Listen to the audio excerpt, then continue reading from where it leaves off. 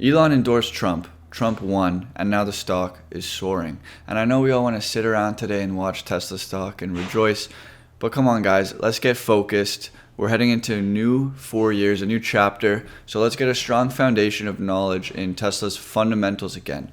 Let's look in depth at Tesla's Q3 earnings, forecast into Q4 and beyond. We want to know what's going on, and AJ, a former Goldman Sachs analyst, is going to help us get there. This guy is building an absolute empire on X. He's working so hard, putting out the absolute best content, and he's given us permission today to go through what he has to say, and we can understand where Tesla's headed in the next 4 years. So let's get into it. Cybertruck revenue starts to make a significant dent and overcompensates for the seeming S and X cannibalization. AJ is forecasting Cybertruck to account for $2.1 billion in Q4 this year. And if we move to the next slide, we can see that the Cybertruck is now being sold at a profit. It's been 3 years since the Rivian and F-150 Lightning started production, and they have still yet to turn a profit. It took Tesla only 3 quarters to make the Cybertruck profitably. AJ is forecasting that Tesla will make the Cybertruck for $80,000 in Q4, a 16% decrease from Q3. In Q3, Tesla achieved roughly a 3% gross margin on the Cybertruck, and that gross margin in Q4, AJ is forecasting to be 9%. He arrives at his 9% gross margin forecast based on the information that the average selling price for Cybertruck in Q4 should be about $88,000. He says the primary driver of cost reduction represents the higher than expected volume, which provides for significantly larger fixed cost absorption within the cost of goods sold. In other words, the more Cybertrucks you make, the cheaper it is to do so. Similarly, the more OEMs pull back on EVs, the more credits revenue Tesla is going to generate. All of a sudden, Tesla's credit revenue just doubled from previous highs, and it seems to be holding up. AJ projects another $824 million in Q4. I mean, look at the long-term trend of regulatory credits. I don't understand why Wall Street analysts fail to understand this business when analyzing Tesla. They claim it's temporary revenue.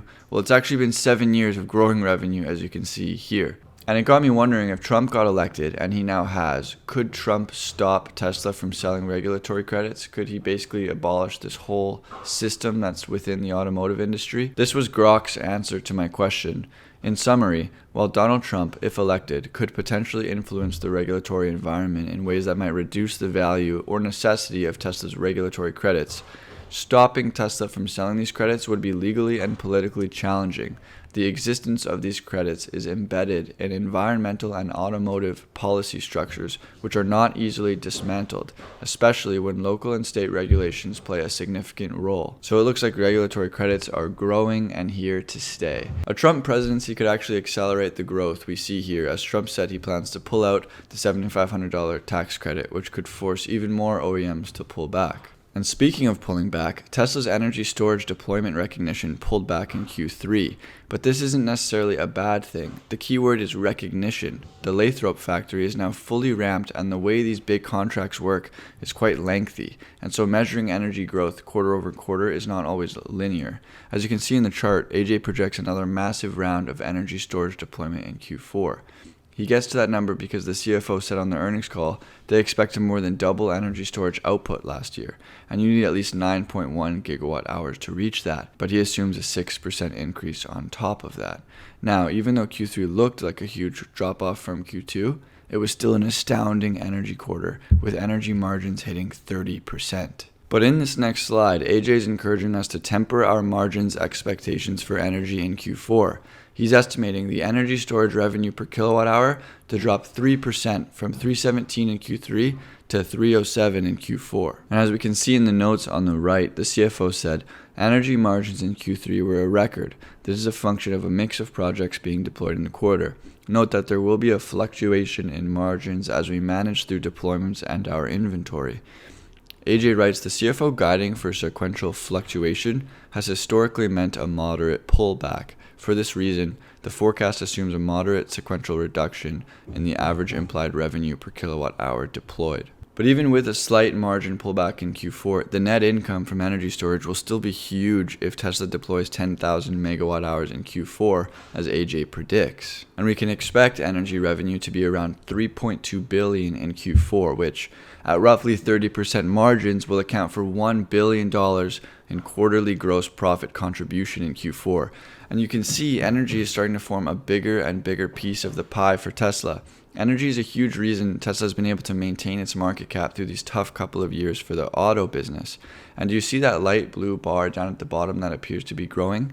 Can anyone guess what that is? That is services and other. Service and other revenue have been a long-term consistent growth driver driven by Tesla's consistently growing global fleet, which exceeded 7 million vehicles in October. The services and other segment includes sales of used vehicles, non-warranty vehicle services, body and parts, paid supercharging, Tesla insurance, and retail merchandise. It's been a couple years since Tesla expanded to a new state in insurance, and supercharging station installation may slow down a little bit going forward as Tesla pivots to wireless charging on their new models. But it's clear that Q3 demonstrated growth in every area of Tesla's business. This growth is setting up Tesla for a record Q4 in terms of total revenue. Elon stated confidently on the Lex Fridman podcast in August that Tesla would exceed $100 billion in revenue in 2024. Elon did not add any qualifying remarks like maybe, likely, possibly. He was confident. This suggests he saw significant order flows as of taping the podcast in August in both auto and energy and storage, or both. I said and, which implies both. But a record in revenue does not mean a record in profit. AJ projects Q4 to be the second highest profit quarter ever reported at $5.6 billion. But what is really exciting about this slide for me is that the earnings growth in 2024 looks awfully similar to the growth we saw in 2021. But this time, the stones are in place to keep that growth going beyond what we saw in 2021. New models are coming next year. Energy storage Shanghai factory is coming online. Robo-taxis are expected to start in Texas and California next year. Tesla Semi is coming. Humanoid robots should start production in 2026, etc. The earnings growth is a pretty crazy feat for Tesla when they've gone from making $18,000 per car in 2022 to now only making about $8,700 per car in Q3 2024. AJ projects that number to improve modestly in Q4 on strong credit sales, Cybertruck ramping, and also the average sell cost from 4680s. Here's a really cool way of looking at the way Tesla is evolving as a business and how behind the scenes it's more linear than maybe it has felt over the last few years. TVS stands for Total Implied Vehicle Sales, and it's a metric that aims to capture both Tesla's automotive and energy segment in one metric. So in Q4, Tesla vehicle sales estimated at 491,000 at an average profit of 8.7 thousand. The energy segment is forecasted to contribute $1 billion in profit, which implies 115,000 vehicle equivalent. That's how AJ arrived at 546 combined vehicle equivalent in Q3, and that's projected for 603 in Q4. Using this metric, Tesla's growth looks a lot more linear going back a few years than other metrics. Another important note from Q3 is that production cost is near an all-time low despite the still high Cybertruck cost in ramping Model 3 refresh. On the Q3 earnings call, the CFO said, "We faced our lowest cost per vehicle in Q3, suggesting that if you removed Cybertruck, the numbers would have shown that. However, the production cost looks like it is going to rise in Q4. How can that be? Thought Tesla's always finding ways to remove costs. Well, the more Cybertrucks you sell, the higher your average production cost is going to be." Here's the evidence. Q3 was a record in Model 3 and Y production cost at a lowly $32,500. The CFO reiterated that this is a trend they want to stay focused on. All I heard over the last few years was analysts complaining about price cuts, but I didn't hear any of them praising Tesla's ability to reduce costs that enabled them to cut prices. And now Tesla has a chance to hit 20% gross margins on vehicles that are more affordable than they were before. Amazing. Oh yeah, and no other EV company in the world is even profitable yet. Let that sink in. AJ forecasts automotive margins excluding regulatory credits to improve slightly in Q4 to 16.7%, which would be the highest level since June of 2023. But AJ's prediction is in the face of the CFO, who said on the call that sustaining the margins they achieved in Q3 would be challenging in the current economic environment. However, Elon said on the call that the take rate for FSD improved substantially after the 1010 event, so we'll see. Here's another look at auto margins excluding credits separated by vehicle category. The Cybertruck line's fascinating because you see the growth and you also wonder where that margin is going to end up. Leave your prediction in the comments. And here's just another beautiful depiction of Tesla's rising energy margins. Just 2 years ago, Tesla's margin was negative 11%. Now it's 30% and scaling fast. Elon described it on the call as growing like wildfire. But Tesla's just a car company, right? Let me ask you, would a car company be spending billions on AI infrastructure expansion? In Q3, Tesla had $3.5 billion in Capex. Of this, a record high was spent on AI infrastructure. That spending contributed to Tesla increasing their AI training compute by over 75% in Q3. We can see the AI infrastructure spending increasing in regards to their overall spending on property, plants, and equipment. In total, Tesla has spent $2.9 billion on AI infrastructure so far. And despite this increased spending on CapEx, Tesla saw the lowest R&D spending in 6 quarters. AJ estimates that in Q4 there's going to be an increase in spending in R&D due to preparations for the lower cost vehicle, which Elon reiterated is on track. And it's typical for R&D expenses to increase before vehicle launches, but guys, this may be the coolest slide of them all. SG&A, or selling, general, and administrative expenses, consist of personnel and facilities costs related to stores, marketing, sales, executive finance, human resources, IT, and legal organizations, as well as fees for professional and contract services and litigation settlements.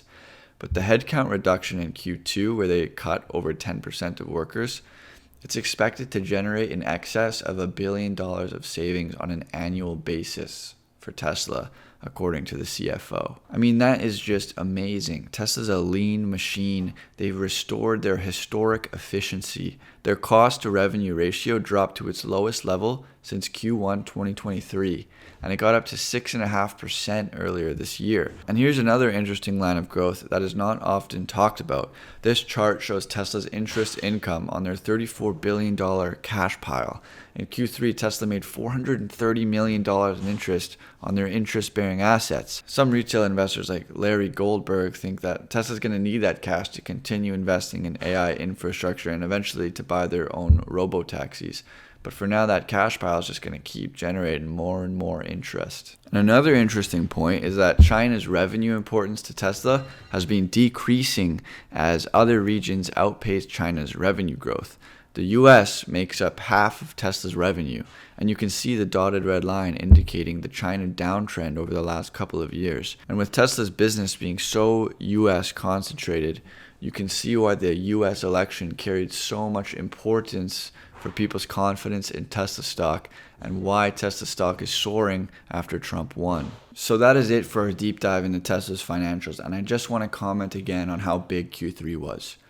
The tug of war between folks who thought of Tesla as a car company and those who believe in autonomy and AI, it's resolving towards the latter camp. And those are words of Matt Smith, rebellionaire.com. But Q3 reminded everyone that Tesla's a lean machine. And I just want to give a massive shout out to AJ again, hardest working man on X. If you're not following him, make sure that you follow him. The guy just ignores the noise. He posts the numbers. And those are the people that you should be following if you want to make wise decisions with your money. Now, for my channel, if you want to support it, I'm going to start posting lifestyle videos for my members. If you click the join button below, you can see how I make my money to buy more Tesla stock, how I enjoy my life, all that stuff, all that good stuff. Guys, I apologize for being absent for the last 8 months. I was dealing with carpal tunnel. I could barely use my computer. It's feeling a little bit better. I just took a full-time high school teaching position. It's going to take away from my ability to do this full-time, but I wasn't really doing it full-time the last 8 months anyways. I'll level with you guys. But yeah, I'm here now, okay? Thank you guys for your kind comments as always, and I'll talk to you soon.